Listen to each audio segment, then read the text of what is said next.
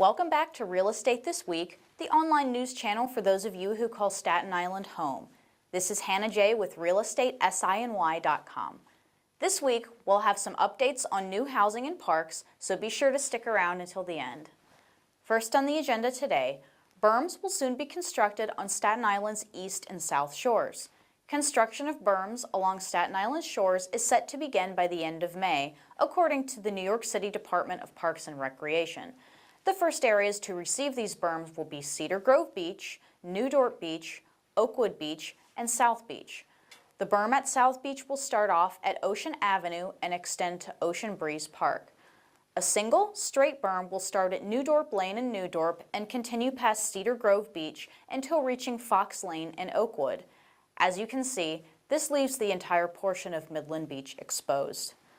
The South Shore will also be getting berms, though the start date for construction has not yet been negotiated. In the Great Kills and Eltingville sections, a berm will extend from Wyman Avenue to Thornycroft Avenue, though there will be a break at Goodall Street, where a private property is located. In the Tottenville neighborhood, a berm will extend from Swinnerton Avenue to Sprague Avenue, protecting this portion of Conference House Park. All the berms will be constructed on Staten Island shores and will have overlapped sections to permit access to beach areas. The berms have been designed by the Army Corps of Engineers and will be constructed by the Tully Construction Company.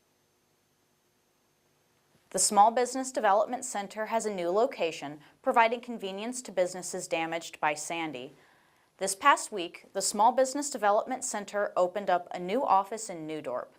Prior to its opening, those looking to visit the Center for Assistance in Recovering had to travel to the College of Staten Island in Willowbrook, which is quite a ways away from many of the small businesses that were damaged by Hurricane Sandy. The new center is located within Empire State Bank at 1361 North Railroad Avenue. It is conveniently located right by New Dorp Lane and the New Dorp station of the Staten Island Railway. For inquiries or more information, you can call the center directly at 718-873-4496. The Victory Diner won't be making another comeback. It began in the 1940s on Victory Boulevard, and by the early 1960s, it had moved to Richmond Road. In 2007, owner Maria Papas pulled the plug on her Victory Diner, but that wasn't the last Staten Island would see of the beloved diner. Shortly after, the structure was transported to Midland Beach, where it was expected to reopen after the boardwalk was updated. Work had already begun to transform the diner to its former glory, but when Hurricane Sandy came, it received an extensive amount of damage. It was up in the air for a while whether or not the diner would resurface, but this past weekend, remains of the structure were discarded. Westerleigh is still in need of that stop sign. About a month ago, we spoke about how residents of the Westerleigh neighborhood were petitioning for a stop sign to be placed on Clinton B. Fisk Avenue, where it intersects with Waters Avenue. The New York City Department of Transportation had looked into erecting a stop sign at the site, but deemed it unnecessary due to the flow of traffic recorded. Apparently, the series of accidents brought to the attention of the agency were not enough. This past week, on May 21st, yet another accident occurred at the site. This time, a fire truck had struck a car, but will this even be enough to persuade the Department of Transportation to install a stop sign? Some people blamed the fire truck for not adhering to the stop sign, while others blamed the other driver for not getting out of the way when they heard the sirens, but that's beside the point. The fact of the matter is that the intersection is in desperate need of another stop sign, and if this accident was not reason enough to put another one there, residents will likely see many more collisions on their front lawns. If you're looking for new construction, you may be interested to find out that there are a number of houses planned to be built on Staten Island. The latest announcements were made for the East and South Shores, so let's start from the top and work our way down. Located in South Beach, we have two semi-detached one-family residences being constructed on the dead-end street of Jerome Avenue. Moving into the Midland Beach area, two more semi-detached one-family residences will be constructed on Seaver Avenue, another dead-end street. Further south, in the Oakwood neighborhood, we will see another couple of semi-detached one-family houses being constructed on Aviston Street, between Amherst Avenue and Riga Street. In the Annandale section of Staten Island, a detached two-family residence will be constructed on Canton Avenue between Woodrow Road and Crown Avenue. The Tottenville neighborhood will be home to 8 new detached residences, all on Bedell Avenue. The first quartet will be one-family homes, while the second foursome will be comprised of two-family homes. The homes will all be located just below Highland Boulevard on Bedell Avenue. If you're looking to get out, here are some upcoming events you may be interested in. On June 2nd, a benefit concert will be held at the Dugout Pub and Grill at 1614 Forest Avenue. The event will begin at 12 p.m. and will cost $20 for those who pay in advance and $25 for those who pay at the door. Headlining the event will be Big Brother and the Holding Company, known for playing with Janis Joplin decades ago. All proceeds will go to those with breast cancer and mental illness and Hurricane Sandy victims, including animals. For more information, you may contact Charlene Rocco at 917-561-4800. On June 7th, the Staten Island Interagency Council for Aging will be hosting its annual installation and recognition luncheon beginning at 11:30 a.m. The event will be held at the Staten, and tickets will cost $55 for retired seniors and $65 for others.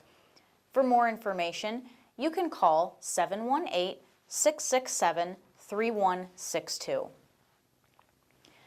On June 9th, a fundraiser will be held from 12 p.m. until 2 p.m. at the Perrine House, which is located at 1476 Richmond Road.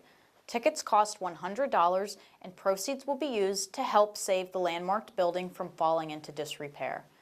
For more information, you can call 718-351-1611. Also on June 9th, the Joan and Alan Burn-A-Cow Jewish Community Center will be holding its annual event for Holocaust survivors at 1466 Manor Road. The free event will begin at 10 a.m. To attend, you may contact Sarah Cohen by calling 718-475-5242 or by emailing sacohen@sijcc.com. On June 12th, the Wounded Warrior Project will be hosting its annual fundraising dinner at 7 p.m. at the Staten. Tickets cost $45 and all proceeds will be used to benefit the nonprofit organization. For more information, you can call 718-948-2764 or email awfox42@yahoo.com. The next day, on June 13th, the Richmond University Medical Center Auxiliary will be having its annual luncheon at 12 p.m. This event will be held at the Staten. Reservations must be made before June 1st. For more information or to reserve a seat, you can call 718-987-9392. Now that the weather has been getting nicer, I'm sure many of you are looking to spend time in Staten Island's parks. Many of the parks, however, especially those damaged by Hurricane Sandy, are currently closed or only partially open, so here's an update on the status of Staten Island's parks. Lieutenant John H. Martinson Playground, Midland Playground, Seaside Wildlife Nature Park, and Tottenville Shore Park are all closed to the public. The playgrounds at Conference House Park and Faber Pool and Park are closed, though the other portions of the two parks are accessible. The only accessible portion of Lemon Creek Park is the fishing pier at the end of Sherritt Avenue, and the portion of Wolf's Pond Park below Highland Boulevard is closed to the public. Thanks for watching, and be sure to like us on Facebook, follow us on Twitter, and read our blog by visiting trendingsiny.com. Also be sure to subscribe to our YouTube channel to get the most recent updates. Once again, this is Hannah J. with realestateSINY.com.